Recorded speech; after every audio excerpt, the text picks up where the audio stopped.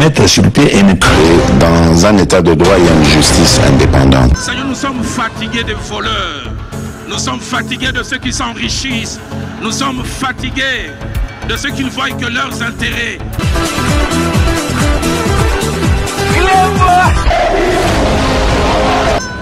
Je m'engage à user de tout ce qui est en mon pouvoir pour que les erreurs du passé ne se reproduisent plus et pour que les actions nécessaires à l'avancement de notre pays soient promptement prises.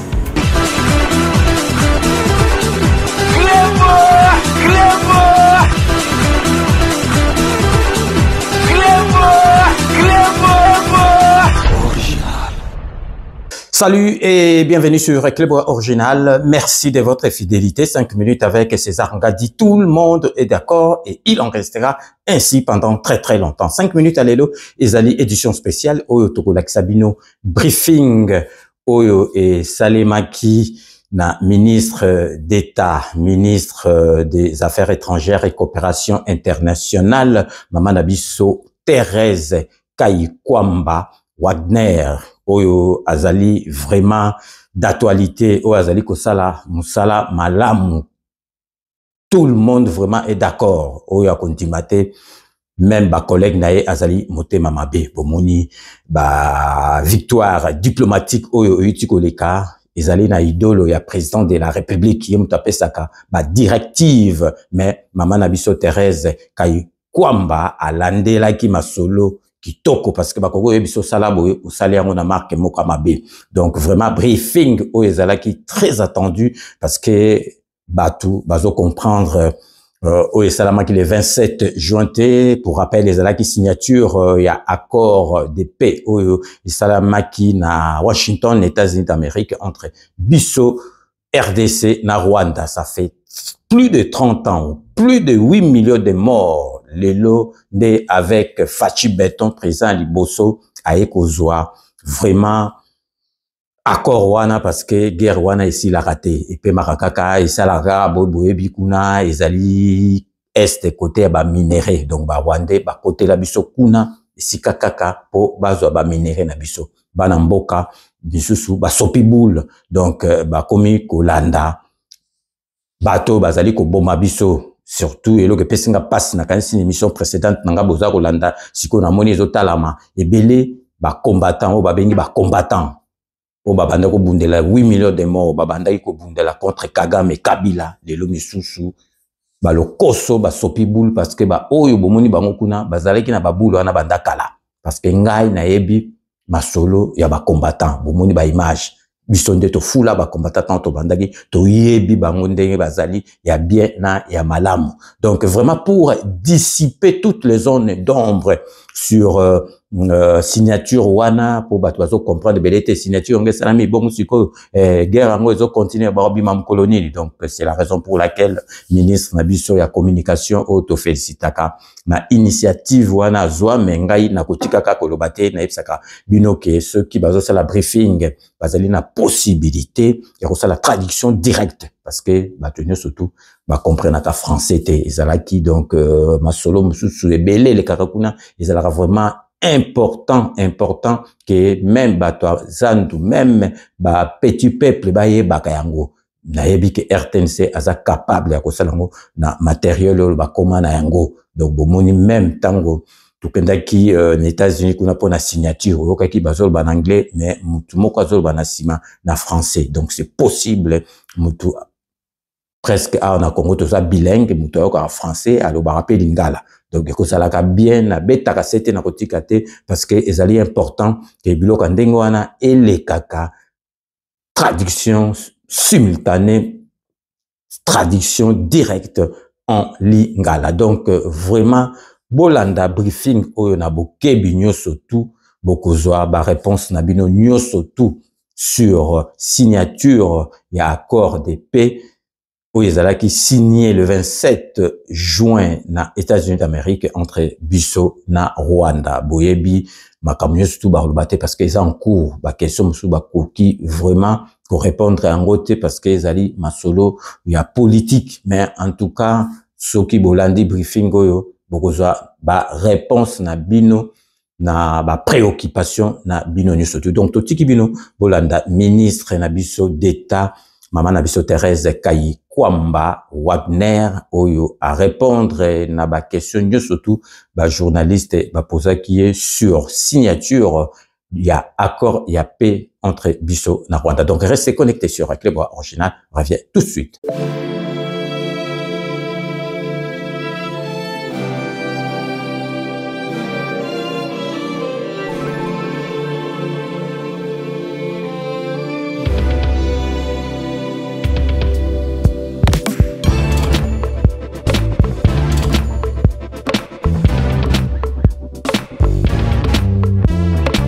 Mesdames et messieurs de la presse, bonsoir et très heureux de vous retrouver ce soir dans le cadre de cet exercice de redevabilité.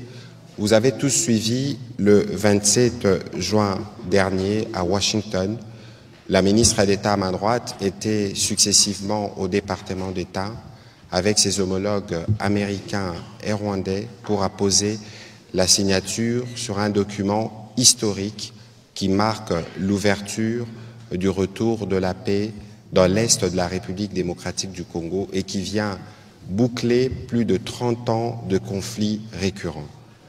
Ces documents a été le fruit de beaucoup de discussions, des négociations. Le processus, il a duré beaucoup de temps, mais nous sommes arrivés à ces points qui nous permettent aujourd'hui de regarder les perspectives de la paix, du retour des déplacés, des réfugiés, parce que c'est d'abord pour nos populations qu'il y a eu tous ces déploiements portés par le président de la République lui-même.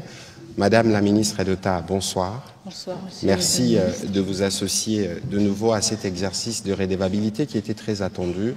Bien au-delà du travail que vous avez fait à Washington, il y a un besoin pour le public congolais ce soir de vous écouter de manière pédagogique pour nous expliquer tout ce qui a été convenu du préambule aux articles, mais aussi les parties annexes pour comprendre que tous les intérêts de la République démocratique du Congo ont été pris en compte de bout en bout.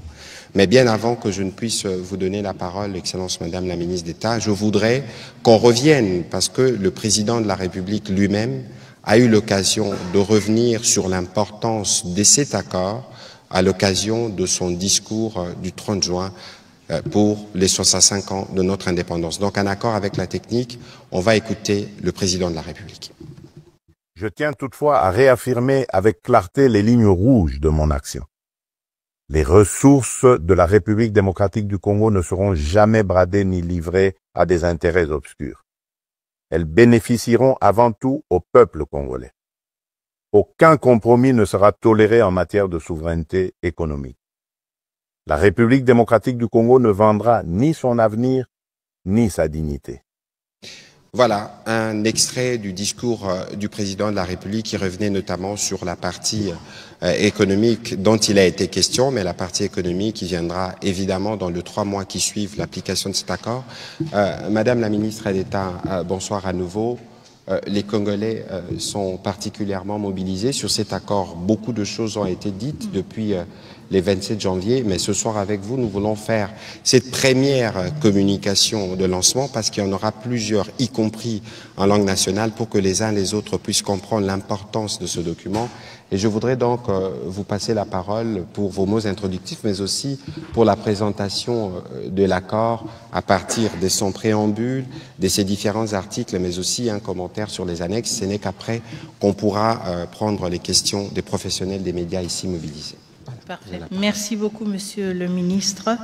Et évidemment, merci beaucoup, Mesdames et Messieurs de la presse, pour votre intérêt continu. En effet, je vous remercie sincèrement d'être présents aujourd'hui. Nous nous trouvons à un moment charnière pour notre pays. Comme vous le savez, le 27 juin dernier à Washington, nous avons signé un accord de paix historique avec la République du Rwanda, et ce, sous la médiation des États-Unis d'Amérique. Et au-delà de la signature, évidemment, parce que cet accord nous concerne, nous en particulier en République démocratique du Congo et plus précisément les populations à l'est de la République démocratique du Congo, il y a un besoin urgent de compréhension et nous avons une responsabilité évidemment d'expliquer cet accord et de fournir en toute transparence plus de détails, plus d'amples détails sur cet accord et ce qu'il prévoit. Évidemment, tout cela en harmonie et en pleine cohérence avec les orientations et les instructions qui nous ont été données par son Excellence, Monsieur le Président de la République. Et comme vous l'avez entendu dans l'extrait de son discours à l'occasion de la commémoration du 65e anniversaire de l'indépendance de la République démocratique du Congo, en ligne avec ces principes qui nous ont orientés dans la négociation et dans la signature de cet accord de paix. Alors juste pour vous rappeler un peu l'historique et le chemin qui a été parcouru et qui a conduit à la signature de cet engagement, comme vous le savez tous, le tout a commencé le 25 avril dernier à Washington DC, quand nous avions la signature de la déclaration des principes entre la République démocratique du Congo et le Rwanda, étape qui a été justement signée par les deux ministres des Affaires étrangères respectifs, et ensuite qui a été suivi d'une série de négociations et de pourparlers au niveau de nos experts techniques qui ont effectué une série de rencontres à Washington et sous d'autres formats. Et donc le 18 juin, nous avons eu un projet d'accord final qui a été paraphé par nos experts qui étaient à Washington et donc qui traduisait les principes de la déclaration de principes signée le 25 avril, notamment le retrait des forces rwandaises, l'activation du concept d'opération conjointe ou du CONOPS et le retour encadré des déplacés dans les zones affectées. Et enfin, le 27 juin, donc la semaine passée, j'ai signé au nom de la République démocratique du Congo l'accord final avec mon homologue rwandais en présence du secrétaire d'État américain Marco Rubio. À l'issue de cette signature, nous avons été reçus à la Maison-Blanche, je pense que vous voyez les images, par le président Donald Trump, qui a salué le courage politique et qui a exigé de manière très explicite aussi le respect de cet accord. Ce processus se poursuivra dans les semaines à venir avec un sommet de haut niveau prévu entre le président Félix-Antoine Tshisekedi Tshilombo et son homologue Paul Kagame, toujours sous l'égide de la médiation américaine et prévu à Washington DC. Je tiens à être clair avant de me pencher sur l'accord même et ses différents chapitres et articles. Cet accord n'est ni un traité économique entre la République démocratique du Congo et les États-Unis, ni un accord commercial bilatéral entre la RDC et le Rwanda. Il s'agit tout d'abord d'un accord politique et sécuritaire centré sur des engagements concrets. La cessation des hostilités, le retrait des troupes étrangères, la fin du soutien aux groupes armés, qu'il s'agisse du M23 ou d'autres, la neutralisation des menaces résiduelles et le retour durable de la paix dans l'est de notre pays. Je reviendrai dans un instant sur le contenu détaillé de cet accord, mais je voulais d'emblée poser ce cadre et nous donner une compréhension partagée. Alors, mesdames et messieurs, si nous nous penchons sur d'abord le préambule de l'accord, je sais que très souvent, c'est la première page qu'on aime tourner et passer sans trop s'y appesantir, mais quand même, je pense que c'est quelque chose de très important. La préambule nous rappelle que les boussoles, et plutôt le préambule est la boussole politique de l'accord. Il définit l'esprit, les principes et les valeurs qui nous engagent. Vous allez vous rendre compte que dans ce préambule, on réitère justement l'attachement aux principes du droit international, aux résolutions du Conseil de sécurité des Nations Unies, à savoir la résolution 2773, mais aussi aux efforts régionaux de médiation sous l'égide de l'Union africaine et aussi de la SADC et de la CIRGL. Le préambule reconnaît aussi le rôle des États garants, à savoir celui des États-Unis d'Amérique, qui ont facilité cette démarche avec constance et conviction. Il exprime aussi la reconnaissance de tous les partis à ceux qui ont permis que le dialogue prenne le pas sur la confrontation. Et très souvent, on pose la question justement, est-ce que le préambule n'est pas juste quelque chose de symbolique? Et pourquoi est-ce qu'on doit y accorder tant d'importance? Et la réponse est claire. Le préambule n'est pas une simple formalité. C'est le fondament politique et éthique de tout ce qui suit. Il nous dit pourquoi nous avons signé, il encadre l'interprétation de chaque article et il nous donne une clarté sur, au cas où il y aurait une divergence, le sens d'un article, la manière d'appliquer une disposition et justement comment est-ce qu'on peut avancer dans la mise en œuvre et quels sont les fondamentaux de cet accord. Et donc c'est là que sont inscrits les principes, les repères la direction à suivre. Et en fait, c'est une sorte de conscience, si vous voulez, de l'accord. Évidemment, du côté de la RDC, nous nous réjouissons énormément du fait que la résolution 2773, première résolution en plus de 20 ans qui reconnaît explicitement le rôle du Rwanda dans la déstabilisation de la République démocratique du Congo, soit évoquée explicitement dans ce préambule, parce qu'encore une fois, ça nous donne un cadre très clair sur la nature du conflit que cet accord de paix est appelé à résoudre. Tout à fait. Est-ce qu'il y avait quelque chose à dire sur le préambule? Non, allez-y. Je continue? Très bien. Alors, nous sommes ensuite au premier chapitre, les dispositions générales. Bon, justement, ça c'est un peu les fondations juridiques, on ne va pas trop se pencher là-dessus, mais je voudrais quand même insister sur le fait que ce chapitre précise que les engagements qui sont pris sont contraignants. Et ça c'est très important.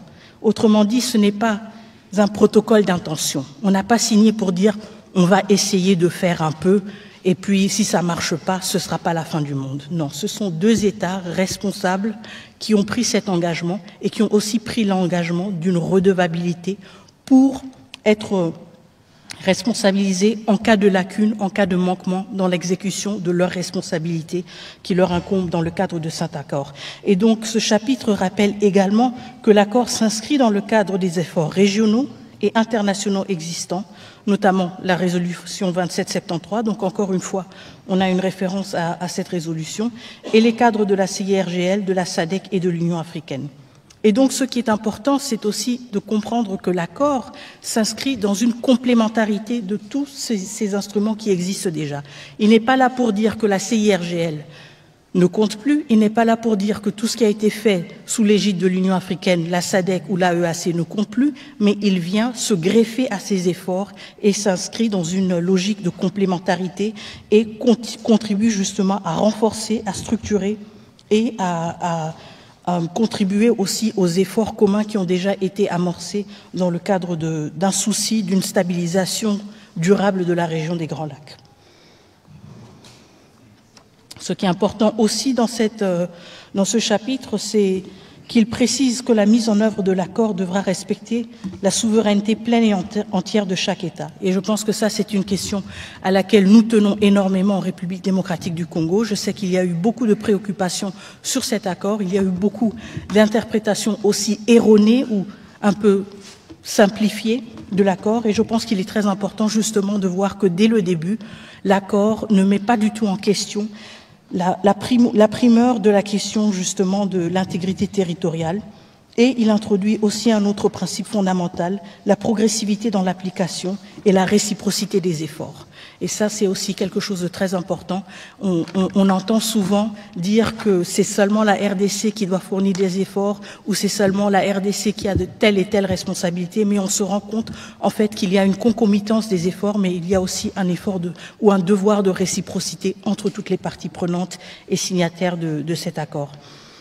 Et donc, je pense que de là découle aussi une question ou la réponse à la question qu'on a souvent, est-ce que cet accord a une vraie force obligatoire? Est-ce qu'il est vraiment contraignant? Comme je l'ai dit, il est justement contraignant et c'est dit explicitement dans ce chapitre, mais aussi il faut reconnaître qu'au-delà de l'aspect de la contrainte juridique, il ne faut pas non plus sous-estimer la pression politique, la pression médiatique et diplomatique que cet accord nous donne, et donc la possibilité aussi de nous assurer de sa mise en œuvre à travers d'autres leviers, y compris les leviers diplomatiques et aussi médiatiques, raison pour laquelle il est pour nous de grand intérêt de nous assurer que notre opinion publique se familiarise avec cet accord et se l'approprie justement parce qu'il y a plusieurs leviers pour nous assurer qu'il est mis en œuvre. Avant d'aller au deuxième chapitre, je tiens à rappeler que sur ces premiers chapitres qui parlent de l'intégrité territoriale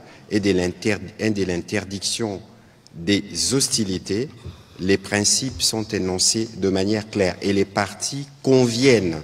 Ça veut dire que nous, République démocratique du Congo et le Rwanda, on a dit dans cet accord qu'il est hors des questions de violer l'intégrité des territoires des uns comme des autres, c'est ce que disent le point 1 et les points 2, et on convient que dorénavant, les parties conviennent que les différends seront réglés par des processus établis par des présents accords. En d'autres termes, on s'organise pour que plus jamais, s'il y a des problèmes, qu'on s'étire dessus, mais que nous allons. Voilà plus ou moins ces premiers chapitres qui vient sceller ce qui a toujours été pour nous une ligne rouge à ne pas franchir, l'intégrité territoriale de la RDC, pas un seul centimètre. Vous pouvez progresser pour le deuxième chapitre. Et donc justement, cela clarifie que dès le début, ces principes sont reconnus et montrent aussi à quel point nous nous sommes investis pour le fait qu'ils soient inclus de manière systématique à travers l'accord.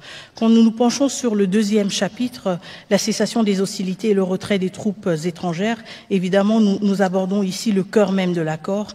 À la fin des combats, le retrait ordonné, vérifié et complet des troupes rwandaises du territoire congolais, mais aussi la fin du prétexte de l'activisme continu des FDLR à travers la mise en œuvre du CONOPS. Donc ici, je voudrais justement d'abord me pencher sur la question de la cessation immédiate des hostilités. L'accord engage les deux parties à cesser immédiatement et sans condition toute forme d'hostilité armée, qu'elle soit directe ou indirecte. Et cela concerne plus précisément les affrontements entre forces régulières, mais aussi l'usage de groupes armés supplétifs, et donc là, nous parlons notamment du M23, les frappes, les incursions ou les menaces transfrontalières, ainsi que tout soutien logistique, financier ou politique à des entités armées opérant en territoire congolais. Les parties s'engagent également à s'abstenir de toute déclaration publique susceptible de raviver les tensions et à privilégier la communication via les canaux prévus par l'accord.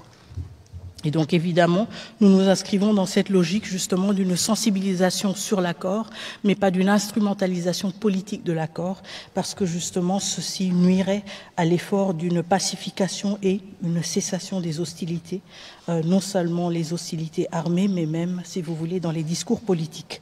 Ensuite, l'accord prévoit aussi que le Rwanda retire l'ensemble de ses forces armées dans le contexte de la mise en œuvre du CONOPS.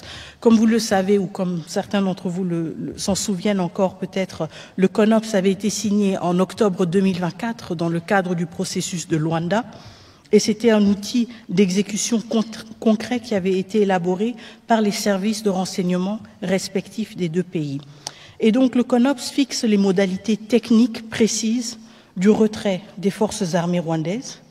Il est composé d'un calendrier structuré en 3 phases de 30 jours, avec des jalons clairs à respecter.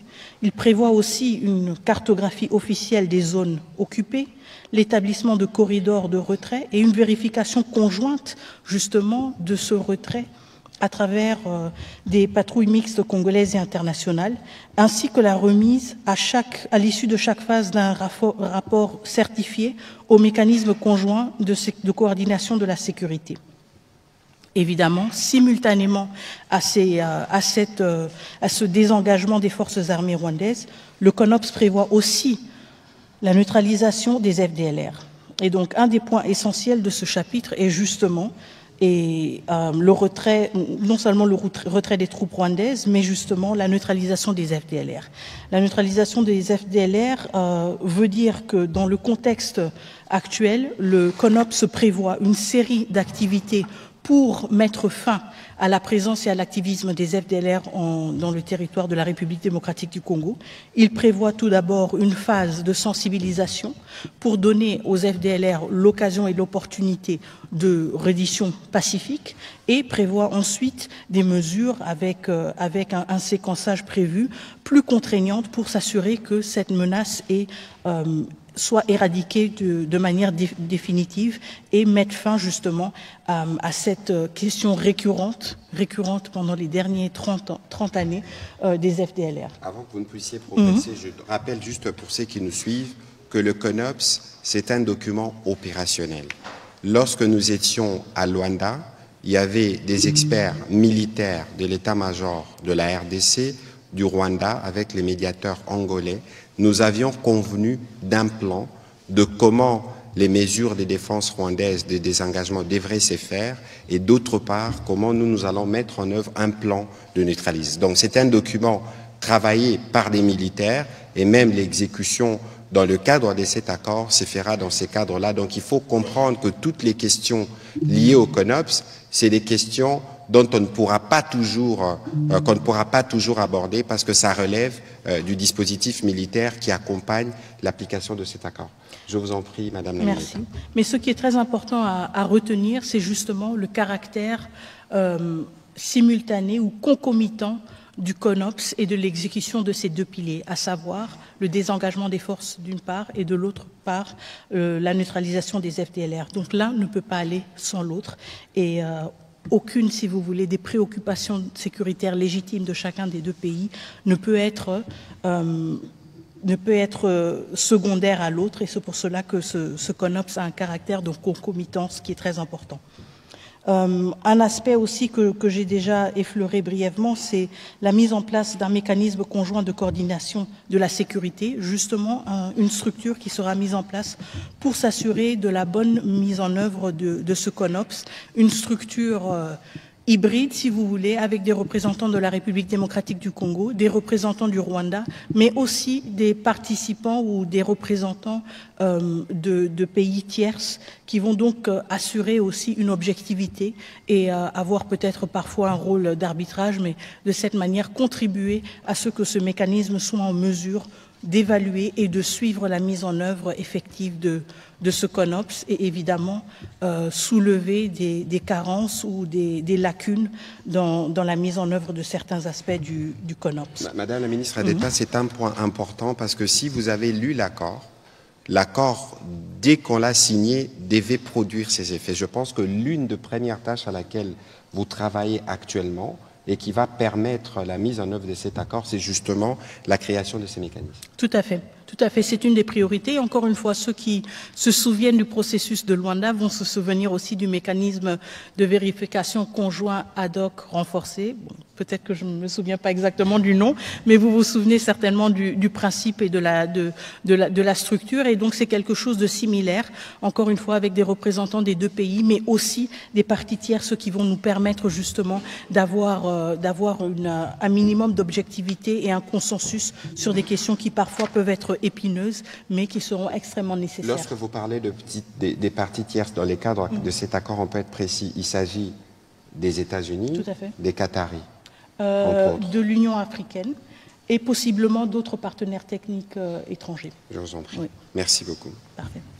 Alors maintenant on progresse au chapitre 3. Donc le chapitre 2 se penchait plutôt sur les questions État-État. Le chapitre 3 parle de démobilisation, de désarmement, démobilisation et traitement des groupes armés nationaux. Et donc là on est dans un champ différent. Et ce chapitre aborde donc une autre dimension essentielle de la paix durable, et à savoir la question des groupes armés congolais. Il est très important de lever immédiatement une confusion que certains discours semblent entretenir de manière délibérée ou pas. Le désengagement des groupes armés nationaux ne se substitue pas au retrait de forces étrangères. Donc il s'agit de deux chapitres différents et le premier chapitre dont nous avons parlé, le précédent, parle justement des forces armées rwandaises et de leur retrait. Celui-ci parle des groupes armés. Les deux questions sont traitées dans l'accord. Il n'y a pas un groupe, si vous voulez, qui est exclu. Les deux questions sont traitées à juste titre, mais évidemment avec la spécificité nécessaire que chacun de ces groupes requiert. Donc, quand il s'agit du désengagement des groupes armés nationaux, il faut surtout donc revenir sur le fait que le désarmement est obligatoire pour tous les groupes armés congolaises. L'accord prévoit que les groupes armés congolais qui opèrent sur le territoire national doivent être désarmés, démobilisés et cantonnés sans délai.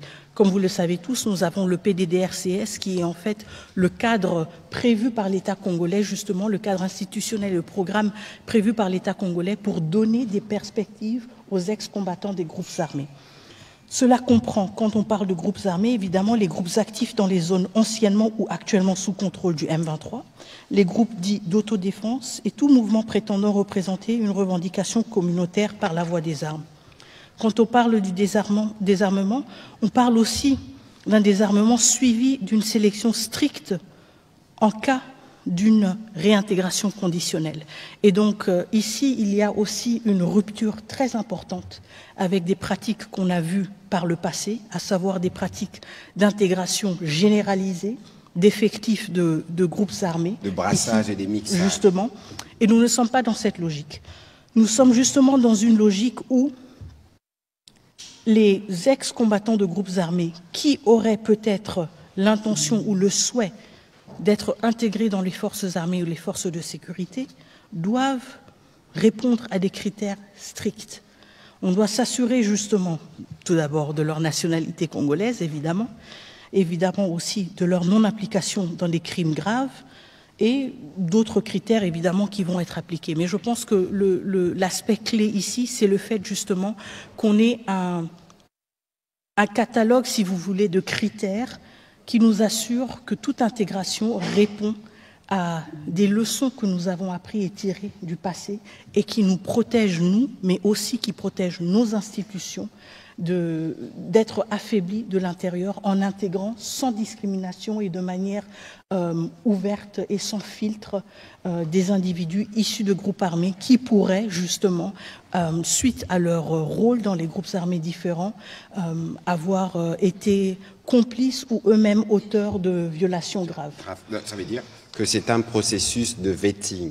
Tout à fait. Ce ne sera pas un brassage, un mixage des groupes, non, mais ça se fera de manière individuelle. Tout à fait. On regardera les dossiers de chacun. Si vous êtes coupable de crime, si vous n'êtes pas physiquement apte, ou s'il y a des soupçons ou d'autres éléments, vous ne pourrez ni intégrer l'armée, ni intégrer la police. En effet.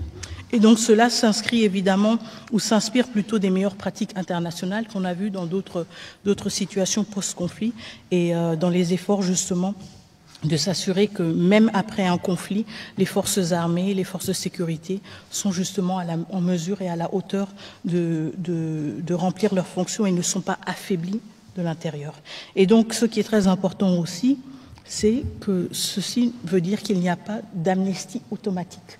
Ça ne veut pas dire que dans le cadre d'un accord de paix, tout est oublié et tout est passé. Et je pense que ça, c'est quelque chose de très important aussi, l'aspect de la redevabilité, même s'il n'est pas, et je suis sûre qu'il y aura des questions à ce sujet, même s'il n'est pas ancré de manière individuelle, il est très important, quand on lit l'accord, de voir qu'il y a justement de manière transversale cette considération-là, et cette considération que on ne peut pas rebâtir une société et ses institutions sans pour autant avoir un aspect de redevabilité, de responsabilité et tirer les leçons du passé, que ce soit le passé lointain, parce que nous l'avons vu avec le brassage et le mixage, ou le passé très récent, parce que nous l'avons vu avec le comportement de certains individus.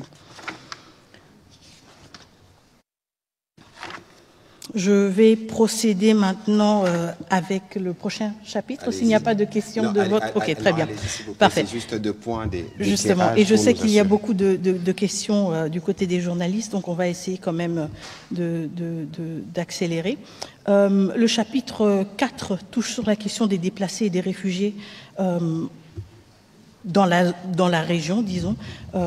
Alors, quand on parle de réfugiés, évidemment, on parle de personnes qui ont traversé des frontières internationales. C'est pour cela que je dis dans la région. Les Congolais qui se trouvent au Rwanda, tout comme les Rwandais qui se trouvent en RDC. Et évidemment, les déplacés internes qui ont fui et qui sont restés sur le territoire national, mais qui ne sont plus dans leur communauté habituelle. Et donc, ce qui est très important ici, c'est que ce chapitre qui concerne justement la prise en charge humaine et sécuritaire des personnes déplacées est ancré aussi sur un autre processus important, à savoir le processus tripartite. Le processus tripartite, c'est un dispositif de coordination qui réunit la République démocratique du Congo, le HCR, donc le Haut Commissariat des Nations Unies pour les réfugiés, et le Rwanda comme deuxième pays. Et donc, la tripartite assure, en fait, à travers ces trois acteurs, une planification concertée, un accompagnement complet et un suivi régulier de la question des réfugiés, de leur retour, de leur bien-être, etc. Et ce, selon les normes internationales. Et donc, là, on est dans un cadre très précis qui veut dire aussi que tous les membres de cette tripartite ont une redevabilité par rapport à leur comportement vis-à-vis des réfugiés respectifs. Juste pour rappel, en termes de la situation aussi des réfugiés, les derniers chiffres en notre possession parlent de à peu près 132 000 réfugiés rwandais qui sont toujours en République démocratique du Congo et 135 000 Congolais qui seraient au Rwanda comme réfugiés selon le HCR. Et donc c'est un enjeu majeur. On parle de plus de 250 000 personnes, un quart de million de personnes qui sont toujours à l'étranger, qui n'ont pas encore eu l'occasion de revenir chez eux et pour lesquels on doit créer des conditions propices pour le retour. Et donc ce sera donc une priorité de cet accord aussi, de s'assurer que tout retour se fasse dans le cadre de cette tripartite. Et je sais qu'il y a eu beaucoup de débats et de spéculations, de préoccupations et d'angoisse aussi sur la question de mouvements de population. Beaucoup de rapports aussi qui nous sont survenus de mouvements irréguliers de population. Et je suis sûre aussi qu'une des questions qui revient souvent, c'est comment justement s'assurer que ce processus tripartite ne soit pas instrumentalisé ou utilisé pour implanter des populations étrangères en RDC et sous couvert d'un retour volontaire. Et je pense que c'est justement là où le cadre formel de la tripartite nous aide parce que justement il nous permet à procéder à des retours seulement de personnes qui sont formellement enregistrées comme réfugiés auprès du HCR. Donc on ne prend pas juste qui se dit congolais ou qui se dit rwandais pour dire bon, rentrez, on vous aide à rentrer chez vous. Non, ce sont des personnes qui sont enregistrées comme réfugiés auprès du HCR. Donc nous avons des bases de données qui remontent à plusieurs années, si pas décennies. Ce sont des personnes qui sont volontaires et donc qui veulent retourner chez eux. Et évidemment, ce sont des personnes dont la citoyenneté est reconnue. Tout à fait. Et c'est ça, ce sont justement ces piliers-là qui nous permettent de nous assurer que tout retour de population, tout mouvement de population est encadré en bonne et due forme, et du côté de la République démocratique du Congo, encadré par les autorités territoriales et nationales qui sont en charge de... Je me souviens, Madame Lamineta, que dans vos mots qui ont suivi justement la signature de l'accord à Washington, vous avez évoqué des femmes avec qui vous étiez en discussion, la question humanitaire. Quelle est la place de la question humanitaire dans cet accord, bien au-delà de la question des déplacés, de la question des réfugiés, mais les conditions de vie elles-mêmes? Oui, la question humanitaire est aussi une des priorités, justement, parce que l'accord revient de manière explicite aussi sur le besoin de rétablir dans les plus brefs délais un accès humanitaire, de faciliter justement la prise en charge des populations et aussi la sécurité du personnel humanitaire. Ce que nous avons vu pendant les derniers mois, en particulier dans les zones sous occupation ou en particulier pendant l'occupation, c'est qu'on avait un accès humanitaire extrêmement restreint. On avait des populations qui n'avaient pas accès ou qui ne pouvaient pas être assistées. Nous avons eu des infrastructures logistiques et tout un accès logistique qui a été complètement saboté. Et donc l'aspect clé aussi dans ce chapitre, c'est justement de voir comment s'assurer que l'accès humanitaire est rétabli et comment les parties s'engagent à faciliter la libre circulation des civils, y compris des humanitaires, pour justement assurer aussi un plus grand respect du droit international humanitaire, y compris dans le cadre de la mise en œuvre de l'accord. Et ça, c'est un aspect très important parce que ça veut dire que les deux parties sont conscientes du fait que jusqu'à présent, dans les zones occupées en particulier, l'accès humanitaire n'a pas été facile, n'a pas été assuré, et numéro 2, le droit humanitaire international n'a pas nécessairement été respecté. Quand il s'agit du 5e chapitre, on parle surtout du mécanisme conjoint de coordination de la sécurité. Celui-là, je l'ai déjà brièvement évoqué, donc je ne vais pas trop me pencher sur cette question, mais encore une fois, comme je l'avais évoqué, c'est un mécanisme qui est mis en place pour assurer le suivi sur terrain, pas le suivi à partir de Washington, de Kinshasa ou de Kigali. Non, non, c'est le suivi sur terrain de la mise en œuvre de certains aspects de l'accord, à savoir le CONOPS. Et ce mécanisme conjoint a donc la responsabilité d'être mis en place et de lancer dans un délai de 30 jours à compter de l'entrée en vigueur de l'accord, donc du 27 juin, et justement qui doit fonctionner uniquement conformément aux conditions arrêtées entre les parties. Et ce mécanisme conjoint créer justement des procédures très claires sur comment le mécanisme va élaborer aussi ses rapports pour s'assurer aussi de la transparence et de l'ampleur et la portée des opérations. Les opérations dont j'ai parlé, à savoir les opérations de désengagement de force, tout comme les opérations de neutralisation des FDLR. Le mécanisme conjoint de coordination de la sécurité est régi par les principes suivants.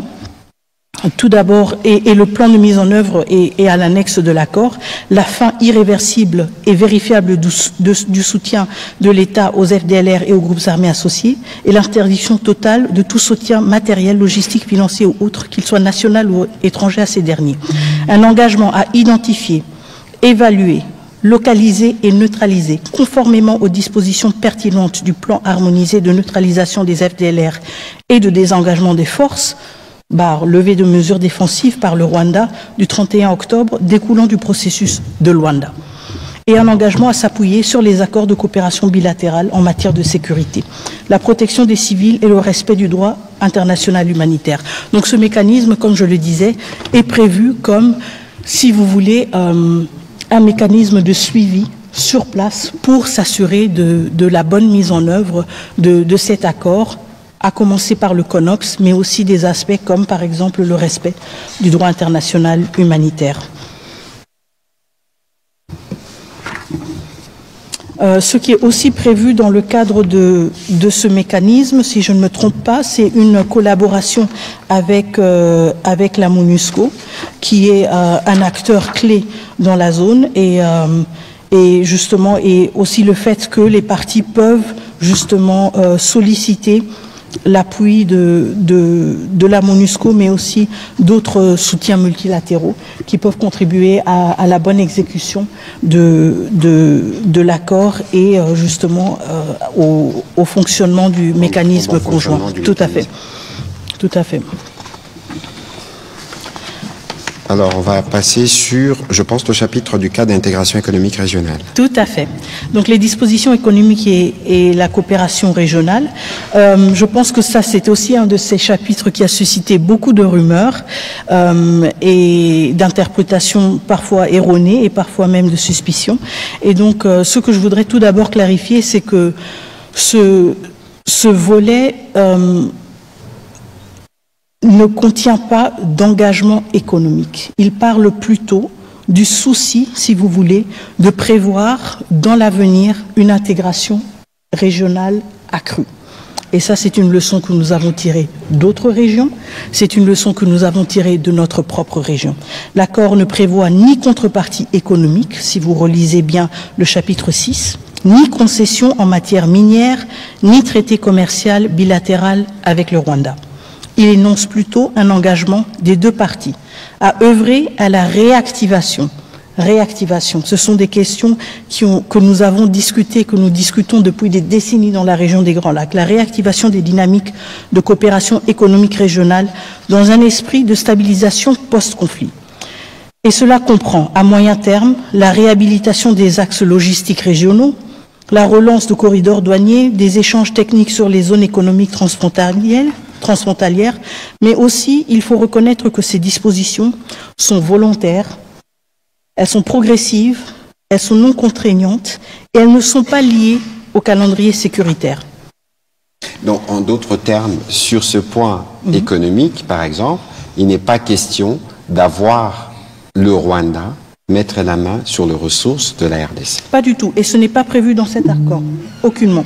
Ce qui est important ici, c'est justement le fait que cet accord s'appuie sur des efforts que nous avons déjà vus dans la région et que nous voyons dans d'autres régions de l'Afrique et au-delà, donc un effort d'une plus grande intégration économique qui permet justement à stabiliser à long terme, mais nous sommes conscients, et je pense que c'est là que c'est très important quand même de revenir sur cette question, nous sommes conscients que toute intégration économique ne se fait pas dans un vide. Il ne se fait pas dans un vide historique ou dans un vide social. Et donc, nous ne sommes pas naïfs. Même quand nous parlons d'intégration régionale, même quand nous parlons d'une ouverture économique, nous savons d'où nous venons. Nous venons de 30 ans d'agression, de millions de morts, de populations déplacées, pillées, violées et de minerais extraits illégalement pour alimenter des réseaux d'enrichissement illicite. Donc, la coopération économique, évidemment, peut être un vecteur de stabilité, mais elle ne peut pas être précipitée. Et c'est pour cela, justement, que c'est quelque chose qui doit se faire de manière séquentielle et de manière graduelle. On aura toujours les voisins que nous avons, et si on veut bâtir une paix durable, on devra travailler avec ses voisins, mais en même temps, nous sommes aussi conscients de notre histoire et du poids de cette histoire, et nous devons l'assumer avec responsabilité. Évidemment, le président de la République, justement, s'exprimant sur les sujets, parlait de la nécessité d'avoir une paix durable et une paix que nous voulons définitive. Vous parliez, Madame la ministre d'État, d'intégration régionale. Il ne faut pas oublier que dans cette région, nous avons des exemples. Aujourd'hui, tout le monde connaissait ce qu'on appelait à l'époque la CEPGL, la Communauté économique de pays de Grand Lac, qui était une organisation régionale qui regroupait à la fois la RDC, le Rwanda et les Burundi. Les Zaïre de l'époque étaient le premier contributeur. Et aujourd'hui, il y a une partie d'ailleurs de l'électricité, je pense qu'il s'agit de Sinelac, qui est une entreprise qui est née justement de cette intégration régionale de la CEPGL, qui donne l'électricité à la fois en RDC, au Rwanda et au Burundi, et dont les dirigeants, je pense que le directeur général est rwandais, l'adjoint burundais, les financiers congolais. Et donc c'est un exemple parce que finalement, le président de la République ne cesse de le dire, que nos voisins, c'est des peuples avec lesquels nous devons vivre et qu'il n'y a pas des problèmes avec le peuple rwandais, particulièrement, parce que nous parlons du Rwanda. Donc il est important que tout le monde comprenne que lorsque nous avons fait la paix, lorsque nous avons consolidé la paix, le pont qui suit, c'est le développement. D'abord pour nous-mêmes. Parce que si les investissements américains sont annoncés dans la région, c'est des investissements qui se feront en RDC. Et puis on a parlé d'intégration régionale. On a parlé du modèle de l'EAC, on a parlé des CIRGL. Donc ici, il faut regarder le rôle moteur de la RDC, de tout ce que nous représentons comme marché économique, et que si les opportunités arrivent, c'est des opportunités qui ne se feront pas que pour un seul voisin, mais c'est des opportunités qui vont toucher toute la région avec des effets contagieux. Voilà un peu le petit commentaire que je voulais faire à ces sujets, et parce que l'accord prévoit que pour des discussions, vous aviez suivi les docteurs Boulos, des discussions qui peuvent porter sur des questions économiques pourront faire l'objet d'un autre point qui sera en discussion. Mais ici, la priorité, c'est la paix. La priorité, c'est le traitement des questions humanitaires. La priorité, c'est des mesures que l'on prend pour s'assurer que le Rwanda retire ses mesures de défense, que l'on traque des FDLR, qu'on crée justement les conditions de retour de cette paix, qu'on va consolider de manière définitive et durable. Ce n'est qu'après qu'on viendra faire l'économie. Tout à fait. Allez-y pour la suite. Donc l'accord, comme vous l'avez dit, Monsieur le Ministre, en fait l'accord crée les conditions propices pour nous permettre à nous lancer avec ambition sur un projet de développement de ces zones qui ont été affectées pendant des décennies par des cycles et des cycles de conflits. Mais justement, tout d'abord vient la paix et ensuite le développement, les investissements et la stabilité, aussi la prospérité partagée. Le dernier chapitre sur lequel je vais me pencher rapidement est en fait un chapitre qui clôture, si vous voulez, l'accord, la mise en œuvre et le règlement des différends. Ici, je voudrais souligner le fait que ce chapitre prévoit la mise en place d'un comité de surveillance conjointe composé d'abord des parties signataires, évidemment, mais aussi du facilitateur de l'Union africaine, du Qatar et des États-Unis. Et donc, ça veut dire que nous avons à deux niveaux un suivi de l'accord. Nous avons au niveau très opérationnel et au niveau du terrain le comité conjoint sur de sécurité, de la sécurité, mais ensuite nous avons aussi à un niveau politique, à un niveau plus élevé justement, un comité de surveillance conjointe qui permet aussi à soulever certaines questions et à vider certaines questions. Madame la ministre, tout de suite, les gens ont besoin de connaître la nuance. Comité conjoint de sécurité, le petit comité, son rôle, c'est quoi concrètement? Oui, son rôle concrètement, par exemple, c'est si on dit dans le cadre du désengagement des forces, il est prévu que dans la période de jour X à jour, de jour Y à jour X, il y ait un tel mouvement hors de la RDC. ce comité ou cette structure, ce mécanisme a pour responsabilité de pouvoir suivre ces mouvements. Qui sont dedans? Les États-Unis? Oui, tout à fait. Les États-Unis, la RDC, le Rwanda et possiblement aussi des partenaires étrangers et l'Union africaine aussi. Et l'Union africaine est donc comme un peu des garants de l'effectivité de ces... Mais ça, c'est au niveau du terrain. Donc si on dit, OK, nous sommes à Saké, et à Saké, il y a tel et tel effectif, parce que ce comité aura aussi la responsabilité d'établir, si vous voulez, un état de lieu. Alors si on sait qu'il y a ce nombre d'effectifs et que c'est la prochaine zone à partir de laquelle il doit y avoir un déplacement, ce comité doit être en mesure de confirmer ou d'infirmer le fait que cette opération-là a eu bel et bien lieu. Évidemment, ce comité ensuite a un lien automatique, si vous voulez, au niveau supérieur, à savoir le niveau politique où nous avons le comité de surveillance conjointe, qui est aussi une plateforme à travers laquelle les différends peuvent être réglés. Tout à fait. Et donc, ça nous permet aussi, justement, de soulever certaines questions qui ont des répercussions ou qui se manifestent au niveau du terrain, au niveau très concret, à un niveau politique plus élevé, de les contextualiser et de trouver, justement, des solutions et des solutions à ces problèmes respectifs. Très bien. Alors peut-être rapidement, Madame la ministre d'État, est-ce que sur les annexes, parce qu'on a parlé du préambule, on a parlé des 7 articles, je pense, et nous sommes revenus sur les grands axes de chaque point de l'accord. Pour ceux qui nous suivent et pour les journalistes présents, c'est un exercice particulier où nous voulons faire un peu de pédagogie pour que vous puissiez vous rendre compte que tous les détails ont été étudiés dans les compromis qui a été trouvé pour voir que nous sommes assurés en amont, nous avons pris des précautions de sorte que cet accord puisse nous donner les résultats escomptés, à savoir l'ouverture, en tout cas une voie pour le retour effectif de la paix. L'accord comprenait les préambules, je rappelle, résolution 2773, charte de l'Union africaine qui parle de l'intégrité des frontières et de leur inviolabilité. Maintenant, dans les documents qui suivent l'annexe, il y a le CONOPS, on en a parlé, document élaboré par les états-majors des forces depuis le processus de Luanda, mais aussi, Madame la ministre d'État, les éléments que vous pouvez rajouter. Tout à fait. Et donc, tout comme l'accord même, les annexes sont aussi disponibles, et donc j'invite tout le monde aussi de se familiariser avec ces annexes. Donc au-delà du CONOPS qui est repris dans son intégralité, l'annexe se penche aussi sur la question du mécanisme conjoint de coordination de la sécurité dont nous avons déjà parlé assez amplement. Donc il parle de la composition de ce mécanisme, il parle aussi de la mission et des capacités de ce mécanisme.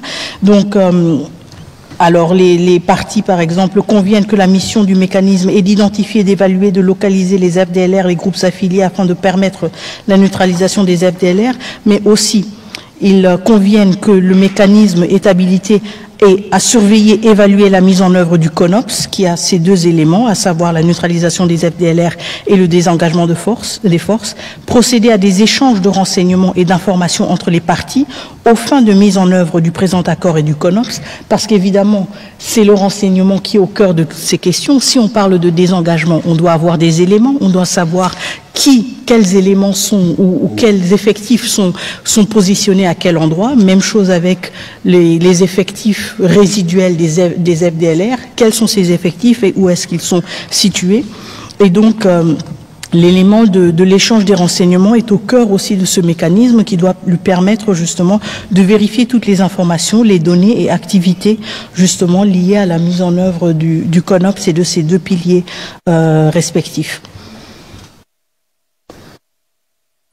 Le mécanisme détermine aussi la portée géographique de ces activités en fonction des conditions sur le terrain et dans le plein respect de l'intégrité territoriale et de la souveraineté. Et donc, évidemment, ce mécanisme est prévu justement opérer dans les zones où nous avons ces 2 préoccupations qui se concentrent de manière très palpable, à savoir le désengagement des forces, mais aussi la question des FDLR. Et donc il est clé que ce mécanisme, pour être opérationnel, puisse se rendre sur le terrain, puisse justement aussi vérifier concrètement et de manière tangible les réalités qui caractérisent le terrain et le contexte respectif. Voilà, je pense que sur l'accord, nous avons dit l'essentiel. Peut-être qu'on va, sauf si vous avez un point particulier, mais je voudrais donner la parole, en tout cas pour le 20 minutes qui suivent, aux professionnels des médias pour apporter des éléments d'éclairage. Ici, nous sommes dans un exercice de redevabilité, mais surtout un exercice de transparence. L'accord, il est public. L'exhortation, c'est que tout le monde doit lire l'accord. Lire l'accord, un peu comme nous l'avons fait ce soir, c'est lire les préambules, ce qui est évoqué dans les préambules. Vous pouvez même aller plus loin en lisant les documents sur lesquels les préambules font référence d'une part, mais que par la suite, vous pouvez aussi lire les annexes. Bon, le CONOPS, c'est intermilitaire un peu compliqué, mais même sur ces aspects militaires, nous trouverons les moments venus au fur et à mesure que l'accord sera implémenté, l'occasion de venir vous expliquer ce qu'il en est, parce que les Congolais doivent comprendre que dans ce qui a été négocié, dans ce que nous avons pu obtenir, c'est un engagement ferme qui nous permet aujourd'hui, avec le suivi ou l'implication du président américain, vous avez suivi vous-même, c'est que cela a été à Washington, qui permettra d'avoir une paix définitive.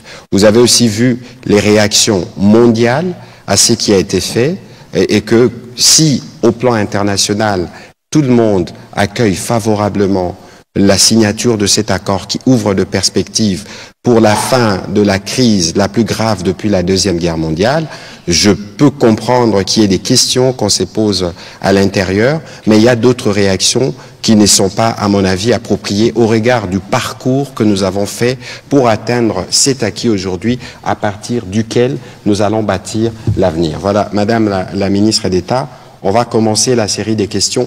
Je souhaiterais, pour les professionnels des médias qui nous suivent, pour justement de besoin de pédagogie, de poser une question claire. Comme ça, on peut vous répondre clairement. On ne prendra pas des questions qui sortent du cadre de cet accord parce que c'est un exercice spécial qui vise évidemment à éclairer votre lanterne, mais aussi la lanterne de l'opinion. Au-delà de l'exercice de ce soir, nous serons sur vos plateaux, avec nous, pas seulement, mais d'autres experts, pour qu'on explique de A jusqu'à Z les contenus de cet accord. On va commencer la série avec Madame Christiane Ekambo, et je demanderai à Monsieur Pichu Mulumba d'avancer après lui.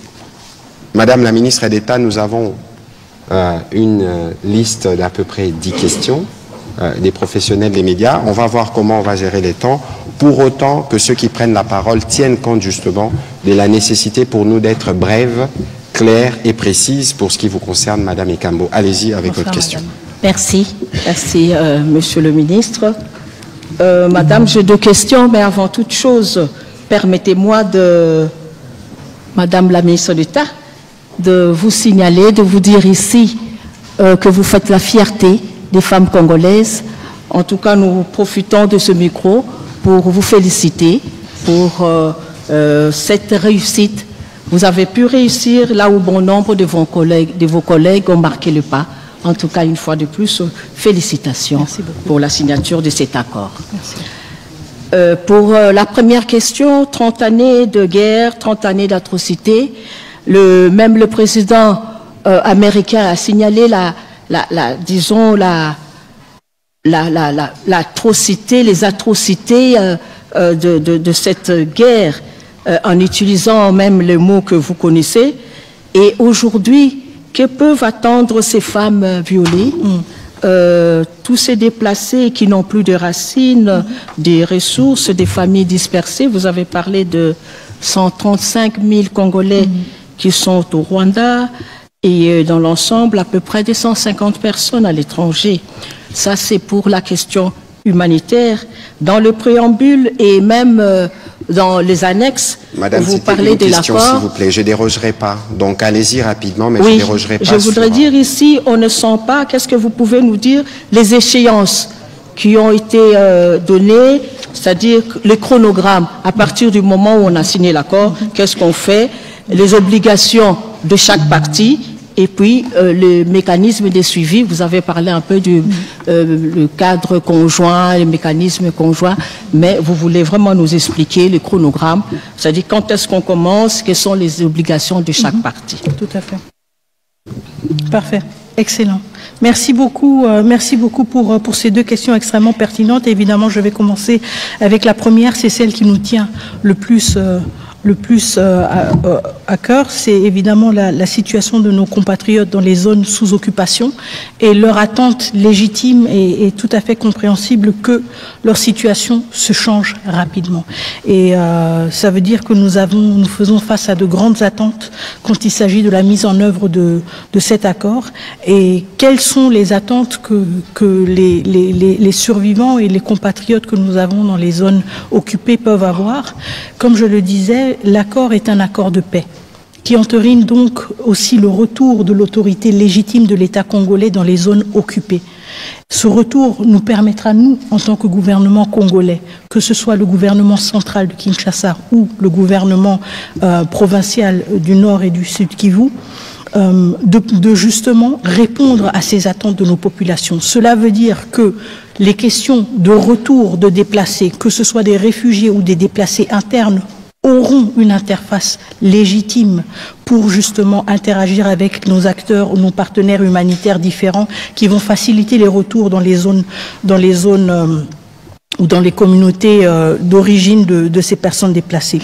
Cela voudra aussi dire que nous pourrons, avec des efforts concentrés sur ces zones affectées par ces années d'occupation, ou plutôt ces mois d'occupation, nous permettre justement d'injecter des ressources, de concentrer nos efforts justement sur la réhabilitation, sur la prise en charge de ces populations dans des domaines différents, à savoir les domaines de la santé, à savoir les domaines de l'éducation. C'est un retour de l'État congolais aux côtés des populations qui, pendant ces derniers mois, étaient livrées justement à des forces qui occupaient avec violence et avec force le territoire souverain de la République démocratique du Congo. Et donc, quand on se projette dans l'avenir dans l'avenir imminent de cet accord, c'est justement de cela qu'il s'agit. Le retour de l'État congolais aux côtés des populations civiles congolaises. La deuxième question que vous avez posée, c'est une question aussi tout à fait légitime, justement, quelles sont les prochaines étapes, quelles sont les prochaines échéances, et j'en ai déjà parlé, le mécanisme conjoint de la sécurité est prévu d'être mis en place 30 jours après la signature de l'accord. Et je peux vous rassurer que du côté de la République démocratique du Congo, nous sommes déjà prêts nous avons déjà, si vous voulez, clôturer l'étape nécessaire de notre côté, d'identifier les personnes qui vont représenter la République démocratique du Congo dans ce mécanisme et justement de cette manière impulser aussi son entrée en vigueur rapidement pour permettre que ce mécanisme commence le travail. Il y a aussi justement trois mois pour le lancement du cadre d'intégration économique régionale et je pense que ça c'est important aussi parce que ça veut dire que nous avons 3 mois où nous pouvons suivre les avancées dans la mise en œuvre de l'accord de paix et voir justement si ces avancées sont assez encourageantes pour aussi se projeter dans une logique d'un cadre d'intégration économique régionale. Et nous avons aussi 45 jours pour la tenue de la première réunion du comité de surveillance conjointe. Donc des jalons quand même assez clairs qui nous permettent à faire un suivi, que ce soit au niveau du terrain ou que ce soit au niveau politique un peu plus élevé ou plus stratégique, de voir où est-ce qu'on en est avec la mise en œuvre de cet accord. Voilà. Très bien. On va prendre la question de Pichu Moulumba. Je vais demander à Daniel Michombero et à M. Israël Mutombo de s'approcher du micro pour les prochaines questions. Merci beaucoup, Monsieur le Ministre, pour la parole. Madame la Ministre d'État, j'ai juste 2 petites préoccupations. La première, c'est que n'y a-t-il pas une ambiguïté concernant la présence des FDLR dans cet accord? On sait que depuis 30 ans, la présence des FDLR sur le sol congolais constitue la justification constante des agressions militaires du Rwanda en RDC. L'accord prévoit-il une évaluation indépendante de la réalité et de la menace qui représenterait encore les FDLR maintenant et après leur neutralisation? La deuxième préoccupation concerne la question humanitaire. Le gouvernement a récemment dénoncé la transplantation des populations étrangères dans des zones occupées. Comment le retour des déplacés sera-t-il organisé si ces espaces de vie sont occupés par d'autres populations? Que prévoit l'accord à ce sujet? Alors, la première question sur la question des FDLR, en effet, cela fait près de 30 ans que ce prétexte est recyclé. et réchauffé à toute sauce. Et justement, c'est la raison pour laquelle il est dans l'accord, parce qu'on veut y mettre fin. On veut mettre fin à cet accord, à ce prétexte récurrent d'une présence et d'une menace soi-disant des FDLR.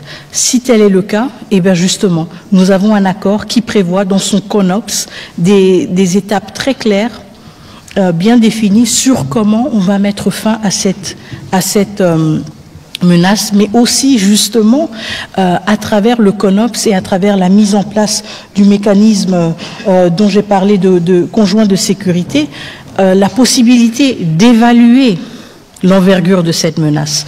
On ne peut pas juste dire qu'on va lancer des opérations de neutralisation sans avoir un point de départ et un objectif. Et donc, l'avantage ici, c'est que nous prenons cette question qui a été utilisée pendant plusieurs années pour dire, si c'est le cas, nous allons y mettre fin une bonne fois pour toutes. Pour y mettre fin, nous devons savoir à combien sont-ils, quelle est la menace qu'ils représentent. Et ensuite, on s'attaque au problème à travers des approches différentes et appropriées. Et ensuite, on peut dire, voilà, objectif atteint. Et je pense que c'est ce qui est très important, le fait qu'on dit, qu'on aille au-delà, si vous voulez, de la rhétorique et des discours contradictoires et qu'on dise, très bien, on met fin à cette question une bonne fois pour toutes. Tout comme on met aussi fin à la question de la présence des troupes rwandaises en République démocratique du Congo qui n'y ont rien perdu. Et je pense que c'est l'aspect clé de cet accord, le fait qu'il se concentre sur les questions qui bloquent le plus. La question qui bloque du côté de la République démocratique du Congo, tout à fait légitime, les troupes rwandaises n'ont rien perdu sur notre territoire, elles doivent rentrer chez elles. Question qui bloque du côté du Rwanda, apparemment, malgré le fait qu'ils ont une armée performante, malgré le fait que c'est le 4e pays contributeur de troupes de mission de maintien, dans les missions de maintien de la paix, c'est apparemment la menace des FDLR. C'est une menace? Très bien, on va y mettre fin. Et je pense que c'est ce qui est très important, le fait que cet accord se concentre sur ces deux points-là et nous aide à les élaguer. Mais aussi, comme vous l'avez dit, la question humanitaire est reprise dans l'accord et la question justement des implantations de population est une question sur laquelle nous avons reçu beaucoup de rapports pendant cette période d'occupation et qui a été suivie de près au niveau du ministre, du vice-premier ministre, ministre de l'Intérieur évidemment, parce que cela relève de son ressort. Et c'est pour cela que nous poussons pour cet accord. C'est pour cela que nous sommes impatients de voir sa mise en œuvre, d'y contribuer, parce qu'à travers cet accord, nous aurons un cadre très clair pour justement réglementer et nous assurer que tout retour et tout mouvement de population à travers les frontières respecte justement les normes internationales et tout pour nous permettre justement d'éviter qu'il y ait dans les phases de retour, qu'il y ait dans les communautés de retour des conflits quand des populations qui ont dû se déplacer veulent regagner leur communauté d'origine et se trouvent peut-être confrontées à d'autres réalités inattendues. En même temps, évidemment, cela va de pair avec le retour de l'autorité de l'État et à savoir le rôle aussi de l'autorité de l'État aux différents niveaux d'être un arbitre justement en cas de ce genre de conflit pour en éviter justement l'exacerbation. Alors, si je peux me permettre un petit commentaire, si vous lisez les CONOPS donnent un peu des détails sur comment on va traiter la question des FDLR. Il y a une dimension de sensibilisation, mais il y a aussi une dimension de leur retour au Rwanda et de leur intégration, parce que c'est des Rwandais.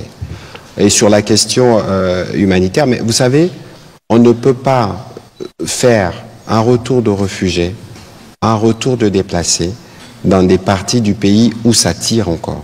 Il faut un minimum de sérénité, un minimum de paix. C'est ce que cet accord va apporter, parce que c'est l'accord, dès qu'il commencera à produire ses effets, il y aura un retour progressif de l'administration, et c'est cette administration qui sera en mesure de s'assurer que les populations, lorsqu'elles vont retourner, qu'elles retournent dans des conditions de sécurité, parce que les retours des déplacés comme des réfugiés, c'est fait aussi sur la base volontaire. Et donc il y a des points qui sont, de notre point de vue, très cruciaux et sur lesquels nous faisons un suivi particulièrement étroit. On va prendre les questions de M. Michombero et puis ce sera M. Israël Mutombo.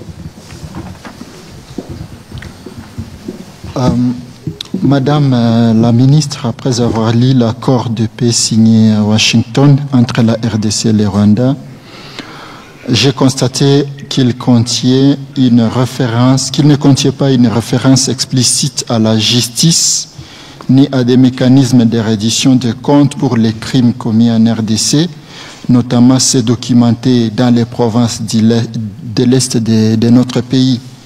Pouvez-vous, s'il vous plaît, éclairer l'opinion à ce sujet pour qu'on en sache davantage? Merci beaucoup. La question de la justice a suscité en effet beaucoup de débats et j'en suis tout à fait consciente. Comme je le disais auparavant, quand je répondais à la question de votre confrère, ce n'est pas un accord qui est exhaustif et qui couvre toutes les questions. Et nous devons le voir comme un accord qui s'est concentré sur les questions qui bloquent le plus pour l'instant. Est-ce que cela veut dire que la question de la justice n'est pas pertinente ou n'est pas une priorité, surtout pour le gouvernement congolais? Pas du tout. Je pense que ce que nous voyons avec cet accord et ce dont nous devons être conscients avec tout accord, c'est qu'il n'existe pas dans un vide. Il existe dans un écosystème. Et ce que nous faisons en tant que gouvernement congolais, ce que vous faites en tant que journaliste, ce que notre société civile fait, ce que nos partenaires internationaux font et bien d'autres acteurs font, c'est contribuer à cet écosystème. C'est tirer la sonnette d'alarme sur certaines thématiques et dire, même si cette thématique n'est pas reprise dans l'accord, elle a sa validité, elle a sa raison d'être. Et donc nous prenons la question de la justice extrêmement au sérieux et il faut aussi se rappeler qu'un accord de paix, c'est un compromis entre deux États. Et même si le souhait est tout à fait légitime de voir dans cet accord un pays reconnaître ses erreurs, un pays reconnaître ses violations et accepter d'être confronté, si vous voulez, à ces actions et leurs conséquences, on ne peut pas s'attendre à ce qu'un accord de paix soit, si vous voulez, une capitulation. Il y a aussi le souci de s'assurer que pour sa bonne exécution, on ne puisse pas humilier l'autre partie. Cela ne veut pas dire que la question de la justice n'a pas sa pertinence. Et cela ne veut pas dire que la question de la justice n'avance pas. Elle avance à travers nos discours, elle avance à travers la CPI, elle avance à travers la Cour africaine des droits des peuples. Des droits de l'homme et des peuples. Merci. Elle avance aussi à travers le Conseil des droits de l'homme qui a décidé d'envoyer une commission d'enquête internationale. Je sais qu'il y a des débats sur le financement, mais encore une fois, la question de la justice, la question de la vérité, la nature même du conflit, elle ne se pose plus. Elle ne se pose plus. Les rapports sont là, ils sont accablants. La vérité est connue par tous et par toutes et elle ne va plus être niée. Le fait qu'elle ne se retrouve pas dans cet accord ne diminue pas la valeur de cet accord et ne diminue pas la valeur de la question de la justice. Ce sont des questions complémentaires et notre responsabilité partagée, commune, en tant que République démocratique du Congo, c'est de créer l'écosystème qui va nous permettre à ce que, justement, cette question de la justice reste pertinente et aussi des débouchés concrets. Alors, souvenez-vous de ce que nous disons habituellement, que nous avons un front militaire, un front diplomatique, un front judiciaire. Vous avez vu, la ministre d'État fait référence à ce qui s'est passé à la Cour africaine de droits et des peuples. N'oubliez pas qu'il y a, même si aujourd'hui on en reparlera peut-être avec la ministre d'État, le Conseil des Nations Unies pour le droit de l'homme est en phase, en tout cas une mission d'établissement de faits a été mise en place, même s'il y a des difficultés de financement, il y a une commission d'enquête qu'on n'a jamais eue en 30 ans. Il ne faut pas oublier aussi que la Cour pénale internationale avait déjà mis ses mains dans la pâte. Donc ça veut dire qu'il ne faut pas considérer que la justice sera laissée de côté. À ces propos, je vous relis ce que le président de la République a dit dans son discours du 30 juin. L'accord signé à Washington ouvre de perspectives inédites. Il augure une ère de paix durable, de coopération régionale et de prospérité partagée. Il nous engage à reconstruire nos communautés, à revitaliser nos économies, à restaurer la dignité de chaque Congolais. Mais cette paix, aussi précieuse soit-elle, reste fragile. Elle exige de nous tous, gouvernements, citoyens, partenaires internationaux, un engagement indéfectible pour sa consolidation.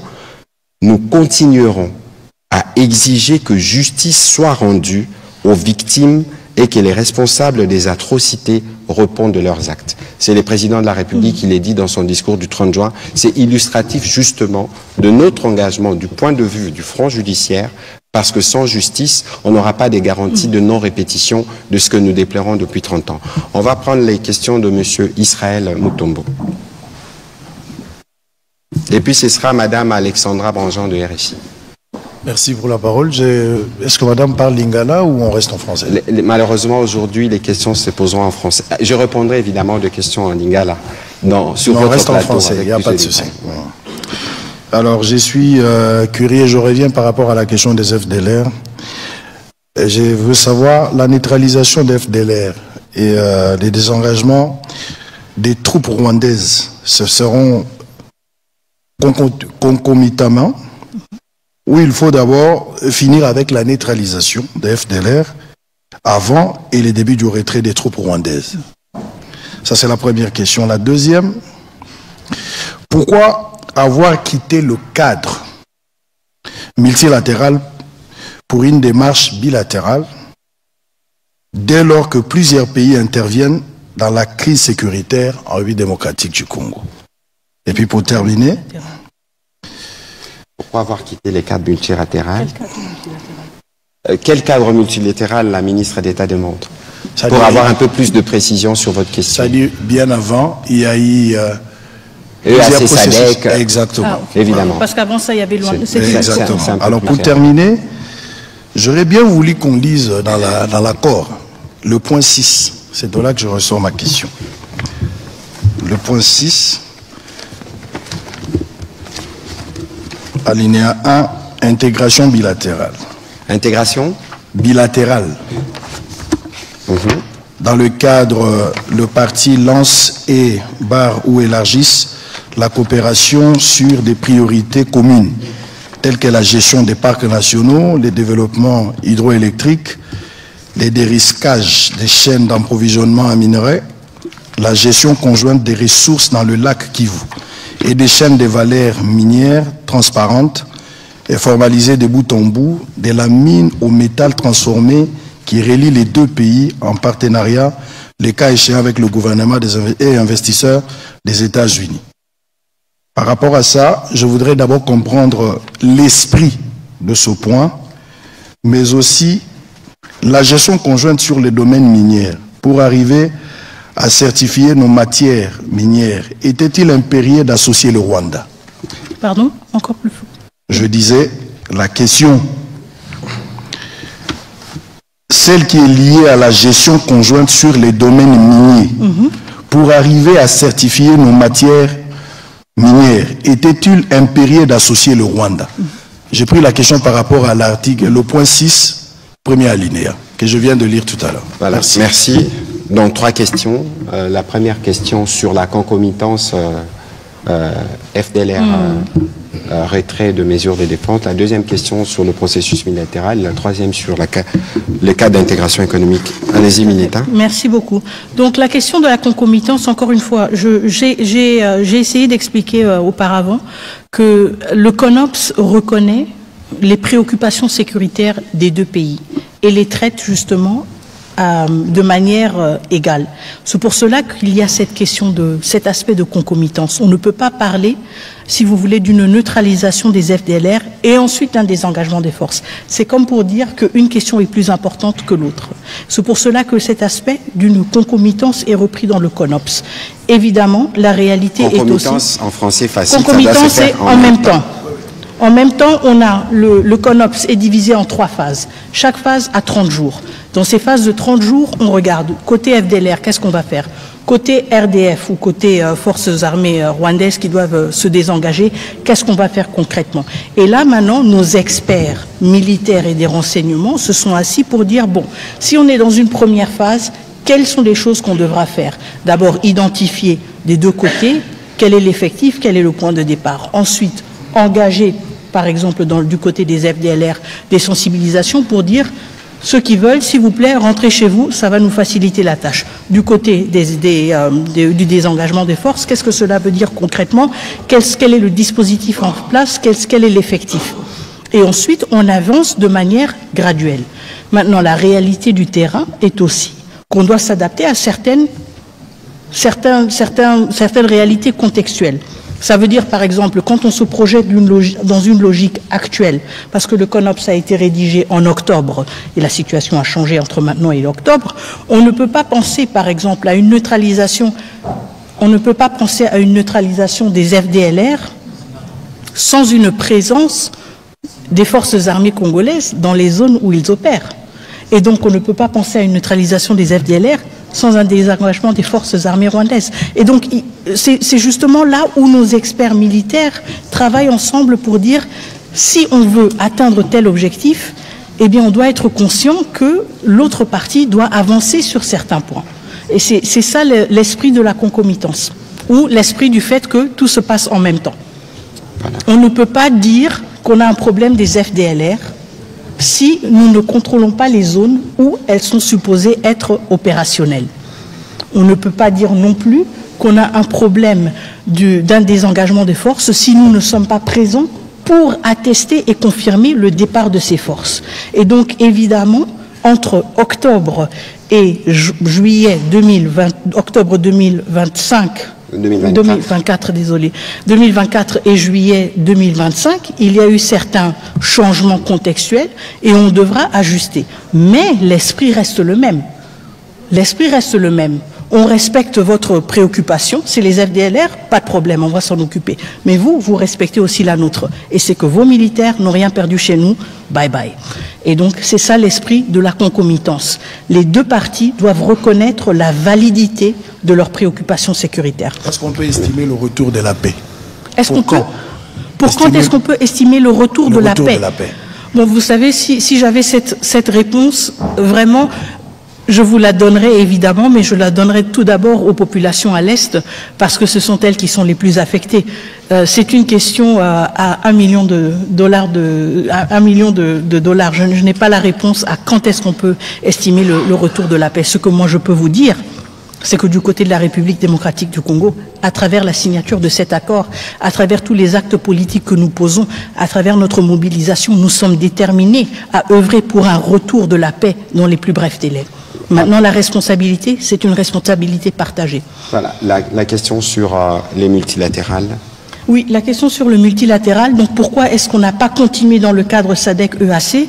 Bon, vous savez, à un certain moment, il y a eu des engagements à plusieurs niveaux. Vous vous en souviendrez. On a eu d'abord le processus de Luanda. On devait avoir un sommet.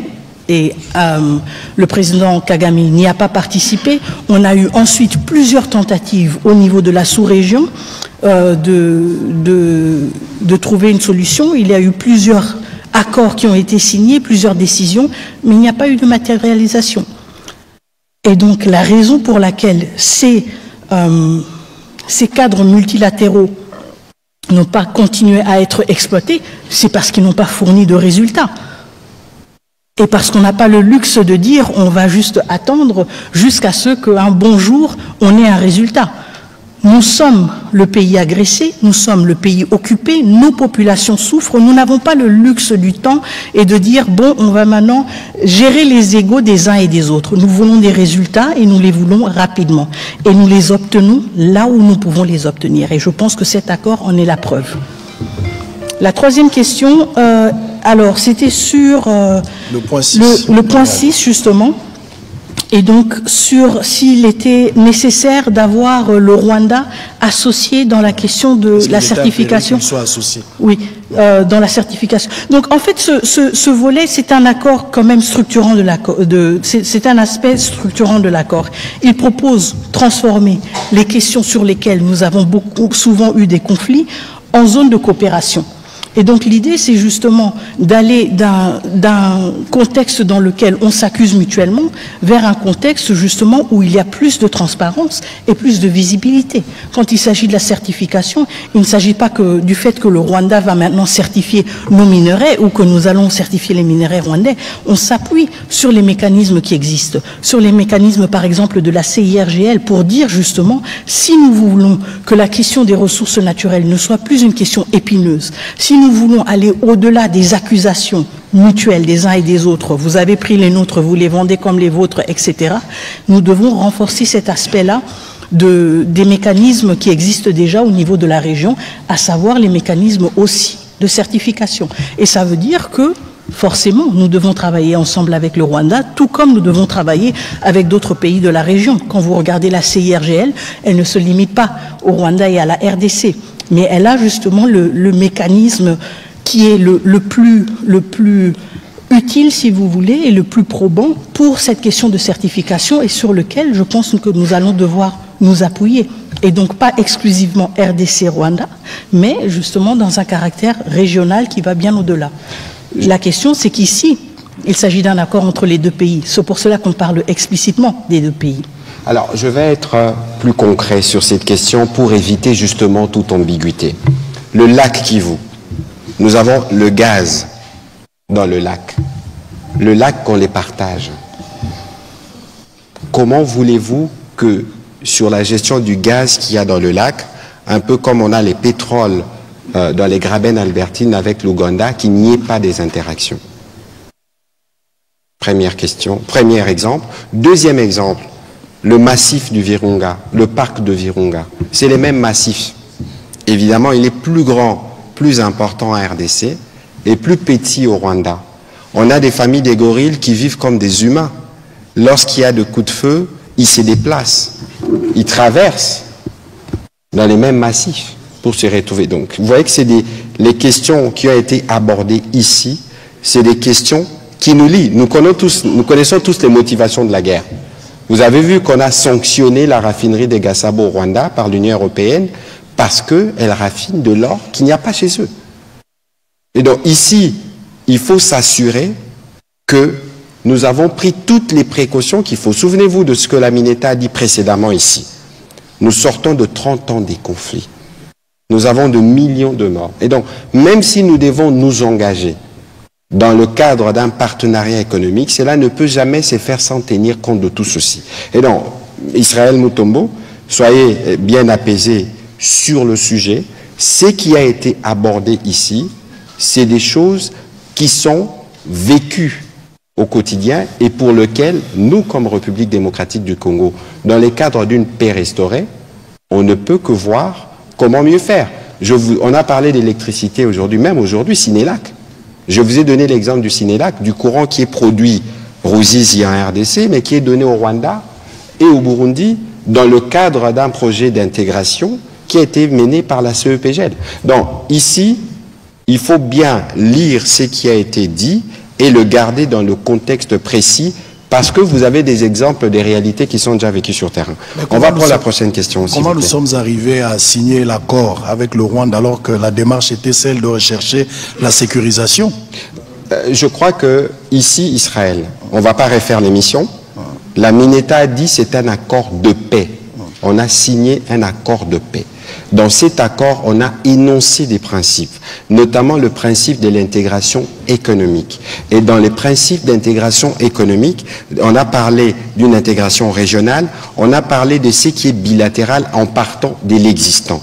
Il faut bien comprendre cela pour que cela ne soit pas un élément de confusion. On aura l'occasion, je viendrai sur votre plateau pour aller plus en détail, parce que je pense que vous-même, vous avez des susceptibilités sur le sujet. Mais ici, comme le président de la République l'a dit en début de cette émission, aucune ressource de la RDC ne sera brandée. Madame Alexandra Branjon, allez-y s'il vous plaît. Et puis ce sera Eric Izami. Et puis on prendra la dernière question pour terminer. Madame la ministre, bonsoir. Monsieur le ministre, une question à nouveau sur les FDLR. Comment est-ce que vous comptez neutraliser ces FDLR? Est-ce que vous estimez aujourd'hui que les forces armées congolaises ont les moyens de le faire, sachant que ces groupes armés sont souvent dans des zones contrôlées par les M23? Est-ce que vous avez identifié des difficultés pour le faire? Est-ce que vous souhaitez une assistance étrangère? Tout à l'heure, vous parliez de la MONUSCO. Et enfin, est-ce qu'une opération conjointe avec l'armée rwandaise pourrait être envisagée? Merci. Merci beaucoup. Alors la question des FDLR et leur neutralisation, évidemment, je pense tout d'abord qu'on doit se référer à toutes les expériences antérieures que nous avons déjà accumulées en République démocratique du Congo et donc à une certaine expertise, si vous voulez, dans la question, raison pour laquelle, pour nous, il s'agit surtout d'éléments résiduels des FDLR. Je pense qu'on a vu quand même, au fil des années, une réduction quand même assez sensible par rapport au nombre des effectifs des FDLR, suite aussi aux opérations, aux différentes opérations et différents efforts qui ont été menés par la République démocratique du Congo. Donc, quand il s'agit de la question justement de comment s'y prendre, comme je l'ai évoqué au début, il s'agit tout d'abord de sensibiliser. De sensibiliser les FDLR qui sont rwandais sur la possibilité de retourner chez eux et la possibilité d'y être prise en charge à travers la commission de démobilisation du Rwanda et d'être réintégrés dans la société rwandaise. C'est le premier pas. Et nous l'avons toujours observé dans d'autres efforts, si vous voulez, pour gérer la question des FDLR. Évidemment, tout cela va de manière crescendo, si vous voulez, ou séquentielle, en fonction justement du succès de cette première étape.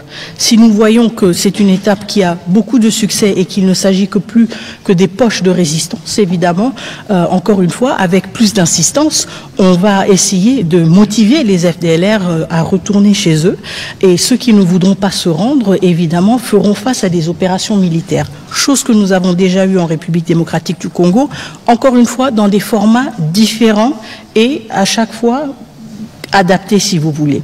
Nous l'avons eu dans le format d'opération conjointe avec la MONUSCO, et ça avec une implication variée de la MONUSCO. Nous l'avons eu aussi dans le cadre des opérations Mojawetu avec les forces armées rwandaises. Donc encore une fois, nous avons une panoplie d'expériences sur laquelle nous pouvons nous appuyer.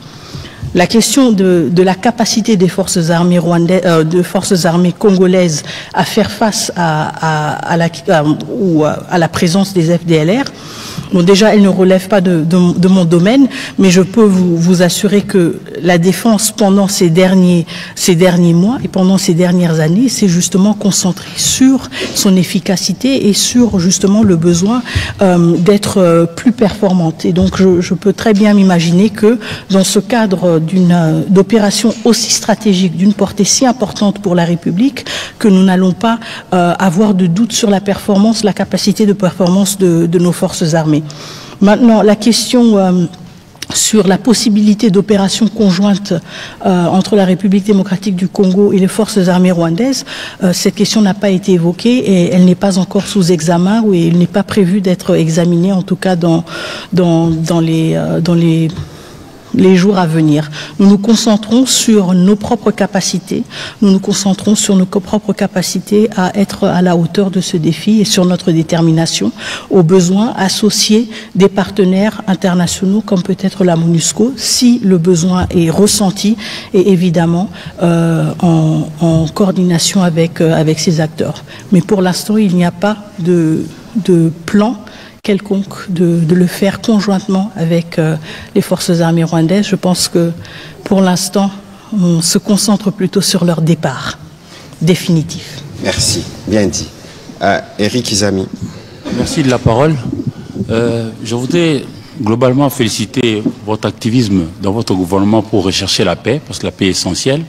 Alors la question, la première, c'est de revenir sur ce qu'a évoqué ici mon confrère Israël Mutombo, mais je voudrais être beaucoup plus concret. Nous parlons de l'accord de paix. Existe-t-il dans cet accord une coopération minière entre le Congo-Kinshasa et le Rwanda? Ou existe-t-il un projet conjoint dans ce sens? Nous avons besoin de réponses à propos. Le 1.23, deuxième question. Le 1.23 exige pour poursuivre avec les pourparlers au niveau de Doha que Kinshasa puisse donner oui choses. Entre autres, il y a notamment la levée de poursuite de certains de leurs cadres. Qu'est-ce que votre gouvernement en dit? Et puis pour terminer, c'est la question au ministre Mouyaya. Je suis congolais, avant d'être journaliste, donc je partage votre avis que d'aller vers la paix. Mais vous nous expliquez de manière bien tout ce qui a été fait au niveau des États-Unis. Mais nous ne sommes pas en face de gens qui sont ou qui ont toujours fait preuve de bonne foi. Je voudrais, moi, garder en éveil mon sens critique. Alors je pose la question. Qu'est-ce que le gouvernement congolais prévoit pour que ce que vous nous expliquez aujourd'hui ne puisse pas être détourné par notre voisin, le Rwanda, qui depuis toujours crée toujours la petite bête pour nous faire de problèmes. Je crois que c'est une question qui est toute simple. On ne peut pas comparer les deux pays.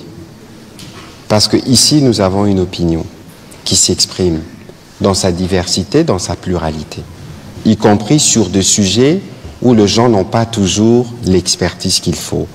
Il faut considérer avec la signature de cet accord que nous avons une ouverture pour aller vers la paix. Je vous ai rappelé ce que le président de la République a dit ici. Aujourd'hui, tout ce qui faisait l'objet des discussions, tout ce qui faisait l'objet d'affrontements entre les deux pays a été coulé sur l'accord. Et dans cet accord, le Rwanda s'est engagé comme la RDC. C'est pour ça que tous ceux qui donnent des avis dans un sens ou dans un autre, ils doivent se rendre compte que nous avons sur un papier l'engagement du Rwanda fait à la Maison-Blanche devant le président américain qu'on peut considérer comme un des garants de ce qui a été convenu. Aujourd'hui, nous, on n'a pas le temps, la ministre d'État est là, d'aller dans la polémique, là où nous voulons nous assurer que des vies humaines sont sauvées, que des femmes sont moins violées, que les enfants peuvent aller à l'école dans les bonnes conditions.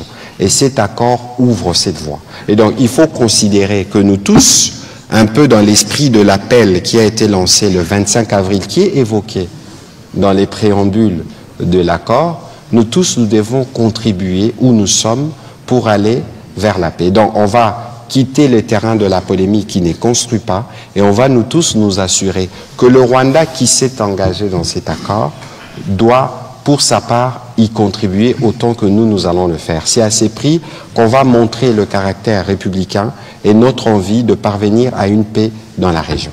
Voilà ce que je peux dire à ces propos. Madame la ministre d'État. Merci. Donc, je reprends les deux premières questions. La première question était, est-ce qu'il y a dans cet accord une disposition sur un accord minier entre la RDC et le Rwanda? Non. Lisez l'accord. Et vous pouvez lire l'accord. La deuxième question, les 8 conditions du M23. Comme vous l'avez évoqué, en effet, il y a le processus Doha qui est encore en cours. Apparemment, le M23 a jugé opportun de s'adresser ou de prendre parole aujourd'hui, si je ne me trompe pas, pour évoquer 8 doléances qu'ils auraient. Je pense que ce sont des conversations qui ont lieu dans le cadre du processus de Doha et qui doivent continuer dans le cadre du processus de Doha. Nous n'allons pas nous prononcer là-dessus. Nous avons traité tous les processus, que ce soit le processus de Luanda, que ce soit le processus de Washington DC ou le processus de Doha, avec professionnalisme et respect envers les facilitateurs, avec discrétion, pour justement contribuer à un environnement propice pour avoir des discussions fructueuses. Nous allons maintenir cette posture. Ces conversations-là ont lieu à Doha, elles continuent à Doha. Voilà, Madame la ministre d'État, je pense que nous avons couvert tous les sujets. Les questions, elles peuvent encore continuer. Nous irons sur des plateaux. Non, je pense que dans l'exercice de ce soir, nous avons voulu être pédagogiques. Nous sommes là, d'ailleurs, nous avons débordé sur le temps du journal de la RTNC. Sauf, si vous voulez, dans 2-3 minutes, on peut prendre 2 petites questions en série et on nous répond une fois pour toutes pour clôturer. Très rapidement, parce que je vous en prie, on va prendre la question de Madame Gino Rehema et de Monsieur Louis-France. Alors, des questions qu'on nous prendrons en série et nous répondrons une fois pour toutes, s'il vous plaît. On commence par Monsieur Kouzike et on termine par Madame Gino Tabou. Merci beaucoup, Monsieur le ministre. La parole a été démocratisée. Madame, j'ai constaté que vous avez du mal à vous débarrasser des textes. Il faut poser des questions. Oui, s'il vous plaît. Posez votre question. Ce n'est pas une tribune pour des interventions. Vous posez votre question. On viendra dans votre plateau pour donner les détails. Mais ici, il faut poser votre question et on vous donne une réponse. Excellence, Madame la ministre d'État, nous sommes ici dans une matière précise de négociation en sociologie des conflits.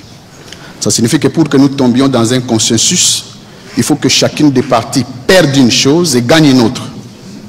Vous pouvez nous dire et dire aux Congolais ce que le Congo a perdu en signant cet accord et ce qu'il a gagné, ce que le Rwanda a perdu dans cet accord, ce qu'il a gagné. Et la deuxième question, comment les facilitateurs, dont les États-Unis d'Amérique qui interviennent à titre de facilitation, sortent en tant que partie qui signe l'accord. Pourtant, les facilitateurs n'est pas partie prenante aux négociations. À quel titre est-il ou sont-ils intervenus, les États-Unis, pour demain signer cet accord en tant que partie prenante au conflit? Okay. Alors, la dernière question, je termine. Non, c'est deux questions. Madame, s'il vous plaît. Madame Dino, la dernière. Merci beaucoup. Merci, monsieur. On viendra dans votre plateau, monsieur Kouzikessa, s'il vous plaît. Allez, Dino Tabo, allez-y. Merci beaucoup, Madame la Ministre. Ma question, aux États-Unis, il y a eu des engagements qui ont été pris par la RDC et le Rwanda. La RDC a pris aussi l'engagement de neutraliser les FDLR. Je reviens sur cette question. Alors, je voudrais savoir où se trouvent ces FDLR. Vous les localisez où? Et aussi, ils sont estimés au nombre de combien? La deuxième question, M. Boulos a déclaré dans une interview, il a confirmé l'influence du Rwanda sur les M23. En même temps, il a dit que l'accord de paix conclu vise à mettre fin aux 3 décennies de conflit en appelant au désarmement de groupes rebelles tels que les M23 et à la coopération économique régionale. Alors, ma question, comment nous pouvons comprendre cet aspect de la coopération économique? Donc, c'est-à-dire comment se fera cette vous revenez sur coopération une question économique qui a déjà été posée, reposée. Permettez que sur cette question, la ministre d'État ne réponde pas parce que nous en avons parlé abondamment. Sur la question de la localisation des FDLR, comprenez aussi qu'ici, il y a des questions qui relèvent de la stratégie militaire. La ministre d'État pourra faire un commentaire, mais aussi, de ce point de vue, il faut considérer qu'on ne peut pas s'étendre sur d'autres aspects parce que c'est des aspects qui relèvent justement même pas du ressort de la première diplomate après le président de la République, mais des états-majors de nos forces armées. Madame la ministre d'État, pour les questions qui vous ont été destinées. Parfait, merci beaucoup. Alors la première question, qu'est-ce que la RDC a perdu et qu'est-ce que la RDC a gagné? Et idem pour le Rwanda. Écoutez, encore une fois, je ne voudrais pas verser dans des interprétations politiques. Comme le ministre Mouyaya l'a expliqué, nous sommes dans un exercice pédagogique. Nous sommes dans un exercice d'explication de l'accord. Si on parle de gains et de pertes, c'est une interprétation, si vous voulez, de cet accord. Et je trouve que cela pourrait être extrêmement subjectif. Concentrons-nous donc sur ce que nous avons noir sur blanc et pas sur ce que nous croyons voir. Je pense quand même que ce que nous avons gagné, et je veux me concentrer sur les gains, je veux me concentrer, je veux être optimiste justement, ce que nous avons gagné, ce que nous avons obtenu, c'est un accord clair, c'est un accord qui responsabilise les deux parties, c'est un accord avec un garant, et ça m'amène à la deuxième question dont vous avez parlé, que vous avez évoqué, un garant qui est prêt à se mobiliser aussi pour assurer le suivi de cet accord et sa mise en œuvre effective. La deuxième question, à quel titre est-ce que les États-Unis d'Amérique ont signé? Eh bien, au même titre que l'Angola aurait signé, au même titre que les pays de la SADC auraient signé, au même titre que le Qatar va signer, en tant que facilitateur, évidemment. C'est un document juridique, on ne peut pas juste laisser les deux parties signer. Il y a cet engagement aussi du facilitateur qui doit se matérialiser à travers une signature, et donc c'est justement pour cette raison que les États-Unis d'Amérique ont signé, parce qu'ils ont justement ce rôle de facilitateur. En même temps, vous vous en souviendrez peut-être, pendant la cérémonie de signature, il y avait d'autres participants qui ont aussi contribué à ces efforts, mais peut-être que cela ne s'est pas manifesté à travers une signature, à savoir le président de la Commission de l'Union africaine, à savoir le ministre d'État, ministre des Affaires étrangères du Qatar, à savoir aussi le ministre des Affaires étrangères du Togo. Juste pour vous montrer justement que cet accord est le fruit de plusieurs efforts, mais spécifiquement dans ce cas-ci, le fruit aussi d'une facilitation assumée par les États-Unis d'Amérique, et donc à juste titre, ils ont signé cet accord avec nous dans leur qualité de facilitateur, tout comme ça aurait été le cas si cet accord avait été signé en Polynésie ou je sais pas, en Indonésie ou n'importe quel autre pays du monde. Quand un pays est facilitateur, il a aussi cette responsabilité-là d'apposer sa signature à cet accord. La troisième question, c'était sur les FDLR, sur les effectifs des FDLR, sur le positionnement des FDLR. Comme le ministre l'a indiqué, nous n'allons pas pouvoir nous pencher sur ce genre de détails opérationnels, mais ça nous ramène encore une fois au rôle du mécanisme conjoint de coordination de la sécurité qui justement a ce travail-là, d'établir, si vous voulez, un point de départ, d'établir une compréhension partagée. Où sont-ils? À combien sont-ils? Quelle est la réelle menace qu'ils représentent? Tout comme pour la question du désengagement des forces, ce travail-là devra aussi se faire. Quels sont les effectifs dont nous parlons? Où sont-ils positionnés? Si nous voulons passer à la mise en œuvre de ce CONOPS, évidemment, comme vous l'évoquez, ces questions sont tout à fait légitimes et pertinentes et vont être justement au cœur du travail de ce mécanisme qui va être mis en place. Nous n'allons peut-être pas tous avoir les détails de ces informations, mais pour que ce travail se fasse de manière efficace, il devra y avoir un point de départ qui permettra justement d'évaluer le progrès et le succès des efforts et des opérations respectives. Voilà, Madame la ministre d'État, nous avons en tout cas terminé cet exercice pédagogique. Il était lent, mais comprenez qu'il y avait... Il était aussi pédagogique pour moi. Voilà, qu'il y avait beaucoup de questions et qu'il était important que le peuple congolais puisse être fixé et édifié de cet accord qui a été obtenu évidemment grâce aux efforts diplomatiques portés par les présidents de la République lui-même, la Première ministre, la Mineta et toute l'équipe, parce que finalement c'est un travail qui a été fait par plusieurs. C'est un point de départ. Madame la ministre d'État, quels peuvent être vos mots pour terminer l'exercice de ce soir? Tout à fait. Je pense que le mot important ou l'expression importante ici, c'est effectivement un point de départ. Comme je l'ai dit à Washington DC, c'est maintenant que le vrai travail commence. C'est un travail qui nous concerne tous en tant que Congolais et Congolaises, en tant que citoyens engagés, que nous soyons membres du gouvernement, que nous soyons membres de la société civile, de la presse ou citoyens engagés et épris du souci de voir la paix se matérialiser dans notre pays. Notre travail à nous tous commence maintenant, à commencer par l'appropriation de cet accord, sa compréhension, sa lecture évidemment, la curiosité qui devrait nous animer justement, devrait nous encourager aussi à avoir des conversations les uns avec les autres pour mieux comprendre cet accord, mais aussi se pencher concrètement sur les réalités qui doivent rapidement se transformer, en particulier dans les zones encore sous occupation à l'est de la République démocratique du Congo. Donc ce n'est qu'un début, c'est le premier pas et nous allons continuer à avancer vers la mise en œuvre de cet accord, mais surtout aussi vers une paix durable, vers un développement durable et vers une pacification continue de la partie est de notre pays et évidemment de la région des Grands Lacs. Merci beaucoup. Voilà, merci Madame la ministre d'État. Pour terminer, je sais qu'il y a encore beaucoup de questions. On n'a pas pris de questions à Lingala ce soir, mais Flavien Roussaki, on fera une émission à Lingala, ou Peter Tiani, on fera des émissions, parce qu'il nous faut apporter de la pédagogie pour qu'il y ait de la compréhension de ce qui a été convenu. On fera des émissions en Swahili, on fera des émissions en Chiluba, pour être sûr que tous les Congolais, partout où nous nous trouvons, nous nous imprégnons de ce qui a été fait.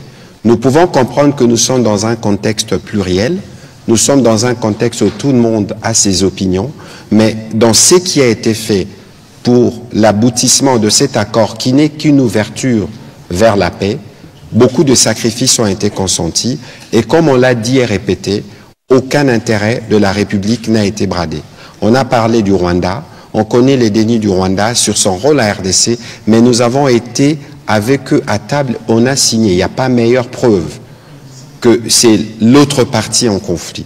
Et donc, donnons-nous nous-mêmes la chance de voir la paix revenir dans ces parties du territoire et nous comptons sur vous justement, les médias, pour contribuer à une meilleure explication et nous vous disons déjà notre disponibilité pour continuer à apporter dans le cadre de notre devoir de redevabilité sur lequel insiste beaucoup la Première ministre et les présidents de la République pour que le Congolais puisse être pleinement édifié sur ce qui s'est fait évidemment que vous serez tenu au courant de prochains exercices pour lesquels nous souhaiterons votre accompagnement et votre contribution. Madame la ministre d'État, merci énormément d'avoir donné de votre temps pour l'exercice de ce soir. J'espère que vous serez disponible, comme toujours, pour d'autres exercices de redevabilité. Volontiers. Peut-être cette fois-là, ce sera en Chiduba. Peut-être. Ok. Merci beaucoup et donc bonne soirée.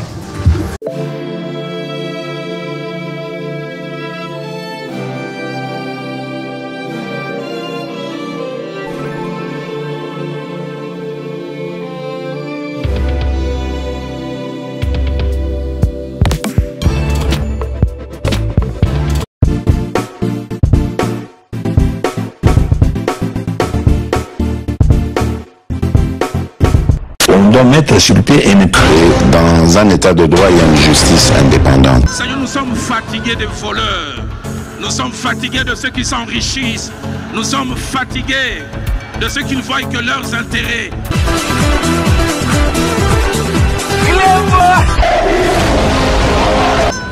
Je m'engage à user de tout ce qui est en mon pouvoir pour que les erreurs du passé ne se reproduisent plus et pour que les actions nécessaires à l'avancement de notre pays soient promptement prises.